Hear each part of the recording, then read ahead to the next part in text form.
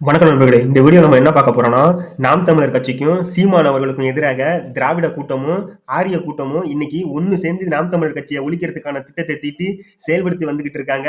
நாம் தமிழர் கட்சி அதிலிருந்து எப்படி தப்புமா, தப்பாதா அப்படிங்கிறத இந்த வீடியோல நம்ம பார்க்க போறோம். திராவிட கட்சிகளும், ஆரிய கட்சிகளும் பார்த்தீங்கன்னா, நாம் தமிழர் கட்சிய பார்த்தீங்கன்னா, ரொம்ப வருடங்களா ஒதுக்கி ஒதுக்கியே வச்சுக்கிட்டு இருந்தாங்க.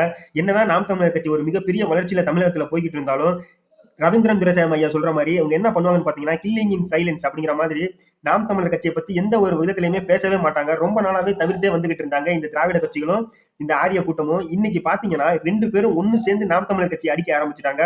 அதுக்கு என்ன காரணம்னு பார்த்தீங்கன்னா, மிக முதன்மையான காரணமே நாம் தமிழர் கட்சி தமிழகத்துல இன்னைக்கு 3வது இடத்துல இருக்கிற நாம் தமிழர் கட்சி வரக்கூடிய நாடாளுமன்ற தேர்தலிலேயே 1 கோடி வாக்குக்கு மேல போயிரும் அப்படிங்கிற டேட்டா வந்து அவங்க எடுத்திருக்காங்க. நாம் தமிழர் கட்சி எடுக்கிறத விட அவங்க என்ன பண்ணியிருக்காங்கன்னு பார்த்தீங்கன்னா, மோடி அவர்களை வச்சு தமிழகத்துல எப்படியாவது பிஜேபி வரணுங்கிற ஒரு சர்வே எடுத்திருக்காங்க.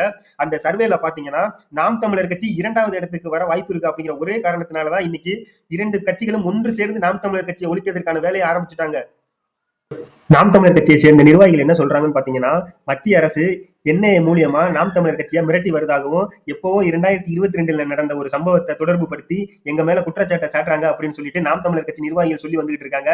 அதே நேரத்துல நாங்க வந்து சட்ட ரீதியாக இந்த நடவடிக்கையை நாங்க கையாளுவோம் அப்படின்னு சொல்லியிருக்காங்க நாம் தமிழர் கட்சி நிர்வாகிகள்.